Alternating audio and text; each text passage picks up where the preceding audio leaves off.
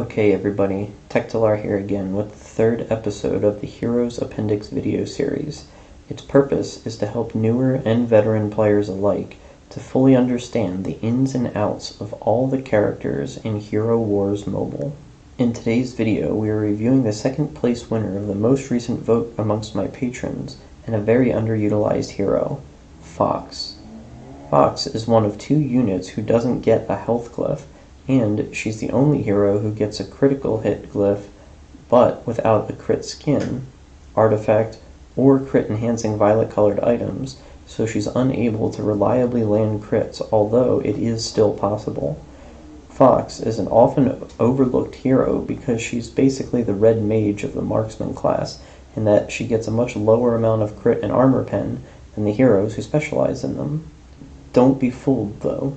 Fox's kit offers a ton of support for her allies, and in the right situations, like any good support, can render certain enemy party members completely useless, or set the stage for your allies to pave the way to victory. In today's video, we're going to be discussing her skills, how they visually appear, and their uses both practically and strategically, when to use Fox, when not to use her roles in the team, artifact priority order, skins, how much investment is required to max them, and what benefits do they offer you, stat priority, and what that means. First up is Fox's activatable skill, Heavy Caliber, which is commonly referred to as her ultimate ability, because this is the ability she can use once her yellow energy gauge is filled during battle. Fox will utilize the floating cannon to launch a projectile at the nearest enemy, dealing physical damage, knocking the target back approximately to the third position. Depending on the enemy units, it could be further forward or backward. This skill is signified by Fox looking angry and swinging her wrench, candy cane, or mallet, depending on skin, and a much larger than normal cannonball is shot out of her floating cannon. The damage ratio for this skill is massive, weighing in at 150% physical attack, which is one of the highest in the game, which means any boost to her physical attack, either from artifact boosts or even nebula, will count for 50% more than their current value. So 20,000 boosts from artifact weapons become 30,000, and 70,000 boosts from nebula become boosts for 105,000. There are several instances you should look to activate this skill due to its high utility. One of the first times to consider is to counter the enemy team's turtle phase, which is most commonly identified when the opposing tank uses their ultimate skill, which activates their team's armor buff. The exceptions to this would be Galahad, Ziri, and Aurora. For Galahad, you just look to activate it whenever the enemy team armor buff is active. Pay attention to which support heroes they're using Galahad with, since he himself doesn't have one. For Ziri and Aurora, wait for the artifact weapon buff to fade before activating yours, because Ziri gets a 2.5 times multiplier on her armor and magic defense when her ultimate is active, so Fox's armor penetration still leaves Ziri with a potential whopping 72,500 armor, so it's not worth wasting it during this phase. Aurora's artifact weapon greatly increases the team's dodge, so Fox and her allies are very unlikely to land hits during this time, thus resulting in a potentially wasted damage boost for your team. The second time to consider using it is if you need to expose the unit in position 2, because the knockback from her ultimate pushes the front unit to position 3 and renders them unable to act for 5 seconds due to the passive from her 4th skill, unless of course they are under the effect of Maya's Root and Anvari's Stone Grasp, in which case they will only be stunned and not moved, or under the effects of Sebastian's ultimate, in which case they will be moved but not stunned. The third and least likely time you would use it is if you simply need to interrupt the enemy's frontmost unit skill or their ultimate. Due to the knockback and stun effect, it can interrupt any action by the opponent's frontmost unit. This skill is also sometimes the key to her team's overall damage potential due to the buff granted from her artifact weapon of armor penetration. A note to make is even though her blind only reaches the front line, if she uses this skill to knock back the front unit to the center of the team, she can blind midline units which deal high damage, like Kira. Another interesting note is this skill is enhanced passively by 2 of her other skills, which is similar to how Almir's skills passively synergize with each other. Fox's second skill is called Smokescreen. Fox's cannon emits a small white puff of smoke when it fires its next attack. When it reaches the enemy line, it will blind them in a small group, the same range as enemies who suffer from group auto attacks. In addition to this, her first skill passively gains the added effect of blinding the enemy who is knocked back. A note to make is the blind status ensures that any physical attack dealt by the enemy is guaranteed to miss. Even though her blind only reaches the front line, if she's partnered with a unit like Faceless, he will push the tank backwards just before Fox utilizes her blind, ensuring the middle line can be affected as well, which can be particularly effective against units like Kira and Kark. This skill is signified by a puff of smoke emitted by the cannon, and then a large area of smoke around the enemy units affected by the skill, and then an eyeball with a line through it signifying the successful application of the blind status ailment. If uninterrupted, she will use this skill approximately every 4 attacks. Sometimes it's 3, sometimes it's 5, but the average will always be 4. Fox's third skill is called Cannonade. This shoots the nearest target 6 times. That's it. This skill is signified by her cannon growing legs, falling to the ground level, or being grabbed by her squirrel partner on the ground, depending on the skin that's equipped, and firing 6 shots in rapid succession. Being a physical attack, these attacks can actually critically hit. This skill has a measly 15% physical attack ratio, so don't rely on buffs to boost this damage to carry your team. However, to optimize its damage, when you have manual control over your unit, you can use your first skill just before this skill activates to ensure you get full armor penetration for maximum damage. If uninterrupted, she will use this skill approximately after every 7 attacks. Sometimes it's only after 5, but most of the time it will be after 7. Fox's passive skill is called Concussion. When using her first skill, Fox will stun the target for 5 seconds. Fox's fourth skill, like every hero's, is passive, which means it's always active, with the only prerequisite for this one being that she needs to use her first skill, and this skill needs to be within 40 levels of the hero struck. The skill is signified by a halo of stars above the head of the unit struck by her large cannonball. Let's take a deeper look now and see when you should be using Fox. The first time is with Faceless. This ensures that Fox's blind will hit as many targets as possible, as frequently as possible.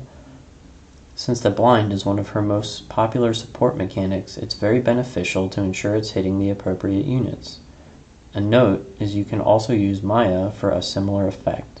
The second time to consider using Fox is if you have multiple damage dealers, or even just one, who could greatly benefit from her armor penetration artifact buff. The third time to consider using Fox is if you have Sebastian on the team. Fox's stats, like Ishmael's, make her an ideal teammate for him because she has the crit rating. Albeit a low value, it's greatly enhanced by Sebastian, and only a moderate amount of passive armor penetration, which he can help cut through the strongest tank's armor for her. Another time you should consider bringing Fox is with twins attacking a team with Rufus on it. Fox cuts through Rufus's armor completely and negates his armor buff entirely, ensuring you have a much higher success rate of killing him with physical attacks. Now we'll take a look at when you should be avoiding Fox on your team. Because of her positioning being so far back, you need to be careful she isn't bringing up the rear of your team depending on your opponents, keeping an eye out for Cleaver to avoid hooks and Jew to avoid massive damage, Astaroth to avoid energy burn if you need to use her ultimate. The second time to consider not using Fox is with her positioning. You need to ensure that she isn't preventing your other rear or midline heroes from getting Dorian's aura that they might normally get if she wasn't present. The other time to consider not using her is if you wouldn't benefit as much from her low crit rating, her knockbacks, stuns, blinds, armor penetration buffs, which sounds like a hard kit to pass up, but people do it quite often. Now we'll briefly discuss her role in the team, which is relatively one-dimensional.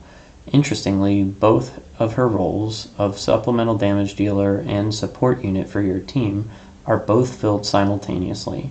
So she's one of the only hybrid support users who can execute all of their roles simultaneously regardless of the team surrounding them.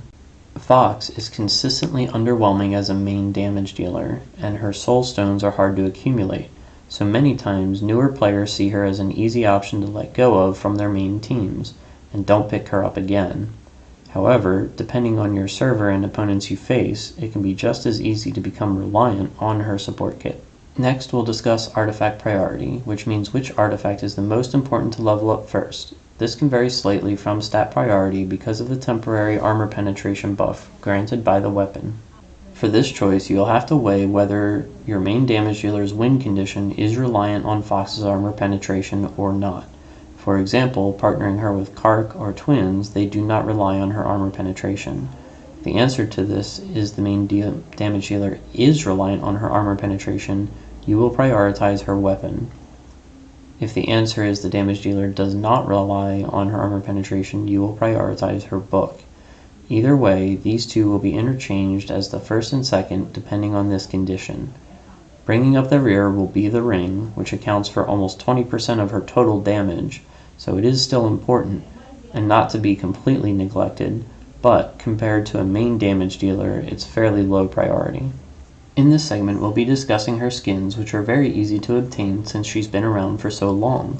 All of her skins are available for in-game purchase using Outland coins to purchase a skin certificate in the shop. Don't use any other currency besides the skin certificate scroll to buy them. The top priority skin is her spring skin, which was released during the spring event around Easter 2019. It costs a little over 50,000 skin stones to max and yields 106,645 health, which helps her survival and is the single greatest contributor to her max health, weighing in at about 51% of her total max health. Other notable sources of her health are reaching level 120, having the max star rank, and maxing out sparks of power. Her artifacts and glyphs don't give any health, and her equipment gives very little. The second in priority is her default skin, which only yields about half the physical damage boost of the winter skin, although it costs approximately half to max it, weighing in at approximately 30,000 skin stones to max, and it yields 1,365 agility, or 4,095 physical damage, as well as 1,365 armor. It's not quite as potent as her physical attack, but it's close. However, this also reduces her chance of being critically hit, as well as the likelihood someone will dodge her attacks. The third in priority is her winter skin, which was released during the winter event in 2017 and is currently available for purchase in-game using skin scrolls. The skin grants her 7,120 physical attack and costing a little over 54,000 skin stones to max, and is the last in priority since while her damage matters, it's not the most important thing since she won't be your main damage dealer and will never be incredibly successful with it. A side note is a very common question by newer players is what currency to use to purchase skins, and the best and only answer is either skin scrolls obtained from the Outland chest or purple artifact coins from the Outland chest.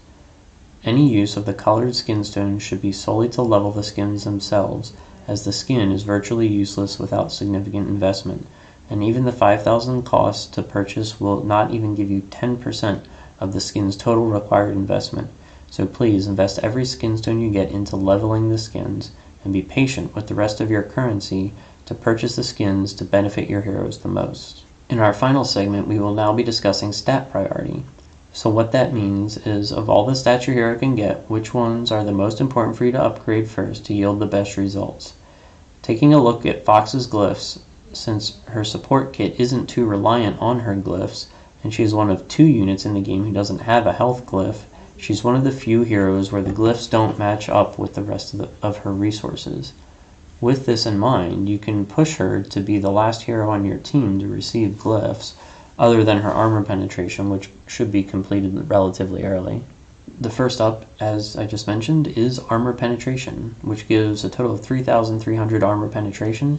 Just like her artifact, book, and weapon, this will ensure that she's doing top-notch damage as often as possible. While it's not her main function, she will always be doing it, and it will ensure it's as beneficial to your team as possible. The second glyph up is critical chance. It gives a total of 1,120 critical rating, and is simply put nearly 40% of Fox's maximum crit chance, so getting this up early is a great buff to her damage potential. The only time you don't have to consider this early is if Sebastian is partnered with Fox on your team. Then this can be the lowest priority glyph. The third glyph to choose is her armor. She gains 3,300 armor. It's approximately 20% of her total armor, and while it's not her strongest stat, if you put her in harm's way, like in the rear position of the team, it can help mitigate damage from Jorgen's leper. The fourth glyph to choose is her agility. She gains 560 agility, or 1,680 physical attack, and 560 armor. It's not quite as potent as her physical attack, but it's close. However, this also reduces the chance to be critically hit, as well as the likelihood someone will dodge her attacks. The fifth and final glyph to choose is her physical attack, which adds 2,240 damage. There's not much to say beyond that. She needs raw damage, but not as much as everything else, since she's commonly incorporated for her support kit. Okay everybody, hopefully you found this video informative and you liked the way I presented the information to you. If you do, please like, follow, and subscribe to my channel.